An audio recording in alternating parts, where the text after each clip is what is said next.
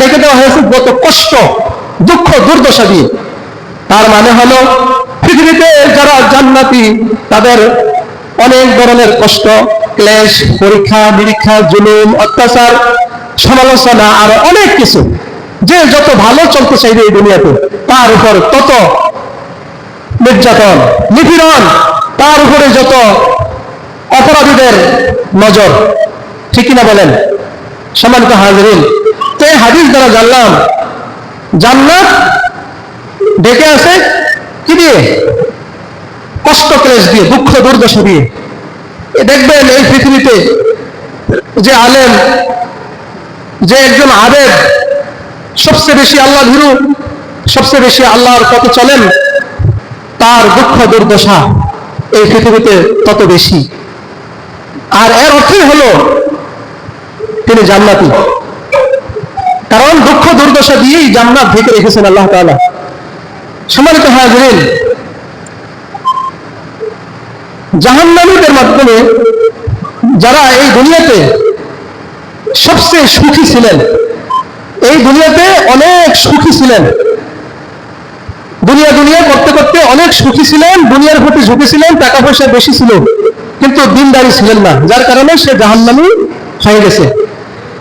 আবার যে ব্যক্তি এই দুনিয়াতে কিছুই ছিল না, কোন রকম অনেক কষ্ট ক্লেশ করে, অনেক কষ্ট স্বীকার করে চলেছেন, কিন্তু দিনদারিটা ঠিক রেখেছেন, তিনি জান্নাতি হয়েছেন। এরকম দুজন জান্নাতি এবং জাহান্নামীকে আল্লাহ তাআলা ডেকে আনবেন। একজন হলো জাহান্নামী, সে দুনিয়াতে কিরকম ছিল? সুখে শান্তিতে ছিল, তার সুখের কোনো সীমা ছিল না, যখন যা ইচ্ছা খেতে পারত, যখন যা ইচ্ছা করতে পারত, যখন মন চাইতো একটা গাড়ি কিনে ফেলতে পারত, যখন মন চেয়েছে আরেকটা বিবাহ করতে পারত, যখন মন চেয়েছে অন্যের স্ত্রীকে ভাগিয়ে নিয়ে যাবে সেটাও করতে পেরেছে, শান্তি। এরকম লোক যখন জাহান্নামী হবে, এই লোককে ডেকে আনা হবে। আবার যিনি নাকি দুনিয়ার মধ্যে অনেক কষ্ট করে চলেছেন, কিন্তু আল্লাহর দ্বীন মেনে চলার কারণে জান্নাতি হয়েছেন, এইরকম দুইজন লোককে আল্লাহ তাআলা ডেকে আনবেন।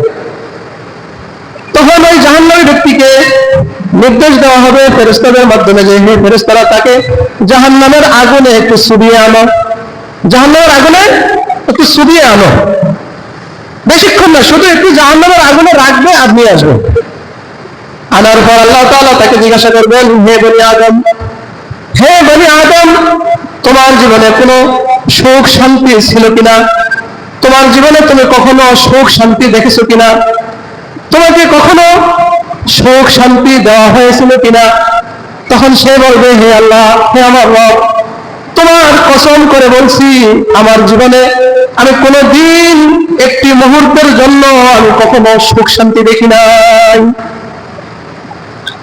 আবার ডাকা হবে ওই ব্যক্তিকে যিনি দুনিয়াতে কষ্ট করে দিন পালন করেছেন, নামাজ পড়েছেন, রোজা রেখেছেন, আল্লাহর কথা মেনে চলেছেন, রাসূলের কথা মেনে চলেছেন, উলামায়ে কেরামদের কথাগুলো শুনেছেন, মেনেছেন, নামাজের সময় হলে মসজিদে গিয়েছেন, কিন্তু ঘরে খাবার নাই, ছেলে মেয়েদেরকে কাপড় পরানোর মতো টাকা পয়সা নাই। এমন লোকটা যখন জান্নাতি হবে, ওই লোকটাকে ডেকে এনে আল্লাহ তাআলা ফেরেশতাদেরকে বলবেন, হে ফেরেশতারা, তোমরা তাকে একটু জান্নাতের মধ্যে নিয়ে আবার এখানে নিয়ে আসো। তখন তাকে জান্নাতের মধ্যে নিয়ে আবার আল্লাহ তাআলার কাছে ফিরে আনবেন। আনার পরে তাকে জিজ্ঞাসা করবেন, হে বনি আদম, তুমি বলো, তোমার জীবনে কোনো দুঃখ দুর্দশা ছিল কিনা, দেখেছো কিনা? তোমার উপরে কোনো দুঃখ দুর্দশা চাপিয়ে দেওয়া হয়েছিল কিনা? লোকটি বলবে, আল্লাহ, তোমার কসম করে বলছি, আমার জীবনে কখনোই কোনো দুঃখ দুর্দশা আমি দেখি নাই, কোনো দুঃখ দুর্দশা আমার জীবনে ঘটে নাই। এই হাদিসটা থেকে আমরা কি বুঝলাম বলেন? জাহান্নামী ব্যক্তিকে মুহূর্তের জন্য একটু জাহান্নামে দিছে, অথচ এই লোক পৃথিবীতে সারাটা জীবন সুখে শান্তিতে ছিল। এই লোকটাকে যখন জাহান্নামে মুহূর্তের জন্য একটু রাখার পর জিজ্ঞাসা করা হলো যে, তোমার জীবনে কখনো সুখ দেখেছো কিনা? সে কসম করে বলবে যে, না, আমার জীবনে আমি কখনো কোনো সুখ দেখি নাই। কারণ কি? এটাই হচ্ছে জাহান্নামের ভয়াবহতা, এটাই হচ্ছে জাহান্নামের কষ্ট। জাহান্নাম যে কত ভয়াবহ, কত কষ্টের জায়গা, কত উত্তপ্ত আগুন হতে পারে জাহান্নামের আগুন, এটা তার প্রমাণ। সে তার পূর্বের শত হাজারো শান্তি সুখ সব ভুলে গিয়েছে, সব কিছু ভুলে গিয়েছে। আর ওই লোকটা যিনি পৃথিবীতে থাকা অবস্থায় যত কষ্ট, যত দুঃখ দুর্দশা লাঞ্ছনা গঞ্ছনাই উপরে এসেছে, তারপরেও সে আল্লাহকে ভুলে নাই, দিনের পথে রয়েছে, অটল রয়েছে, ধৈর্য ধারণ করেছে। সেই লোককে যখন বলা হয়েছে যে তুমি কি দুনিয়াতে কোনো কষ্ট দুঃখ দুর্দশা দেখেছিলে, সে বলবে আল্লাহর কসম আমি কখনো কোনো দুঃখ দুর্দশা দেখি নাই। এর থেকে বুঝে গেল জান্নাত যে কত শান্তির জায়গা, জান্নাত যে কত নিয়ামত, কত আরামদায়ক, কত শান্তির জায়গা জান্নাত, এই কথা দ্বারাই বোঝা যায়। মাত্র একটু মুহূর্তের জন্য তাকে জান্নাতে নিয়ে আসলো, এই এতটুকুর মধ্যেই সে পৃথিবীর সকল দুঃখ দুর্দশা কষ্ট সব কিছু ভুলে গিয়েছে।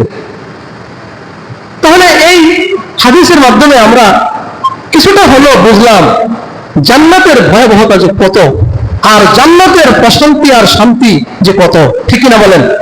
সম্মানিত হাজরিন, জাহান্নাম যে কত ভয়াবহ, হাদিসের মধ্যে আছে যে আবু হুরায়রা রাদিয়াল্লাহু তাআলা আনহু বর্ণনা করেছেন, নবী করিম সাল্লাল্লাহু আলাইহি ওয়াসাল্লাম বলেছেন, একদা জাহান্নাম আল্লাহ তাআলাকে ডেকে বলেন, হে আল্লাহ, আমার একটা অংশ আরেকটা অংশকে খেয়ে ফেলছে উত্তপ্ততার কারণে। জাহান্নামের যে গরম, সেই উত্তপ্তর কারণে আমার এক অংশ আরেক অংশকে খেয়ে ফেলছে, হে আল্লাহ। তখন আল্লাহ তাআলা জাহান্নামকে নির্দেশ দিবেন, নির্দেশ দিয়েছেন আল্লাহ তাআলা যে তুমি বছরে দুইটা নিঃশ্বাস ফেলবা, দুইটা নিঃশ্বাস ফেলবা, একটা হলো গ্রীষ্মকালে আরেকটা হলো শীতকালে, একটা হলো গ্রীষ্মকালে অথবা আরেকটা হলো কি শীতকালে।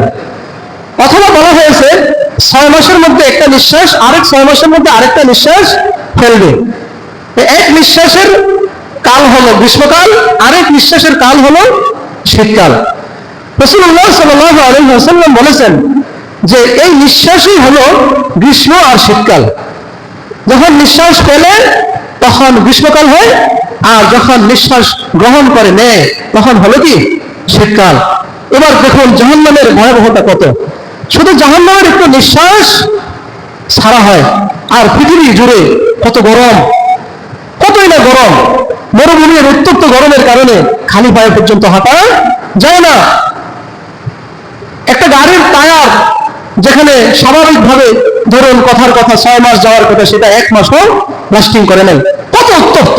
তাও সেটা পৃথিবী জুড়ে, এমনকি সেই উত্তপ্ত রাতেও আমরা ফ্যান ছাড়া ঘুমাতে পারি না, অথচ রাতের বেলায় সূর্যও নাই, আছে। কত উত্তপ্ত, কত গরম, শুধুমাত্র একটা নিঃশ্বাস, শুধুমাত্র একটা নিঃশ্বাস। এর নাম হলো জাহান্নাম। এখনো কিছুই না, জাহান্নামের ভয়াবহতা যে কি পরিমাণ আস্তে আস্তে সামনে আসবে, কত যে ভয়াবহ এই জাহান্নাম।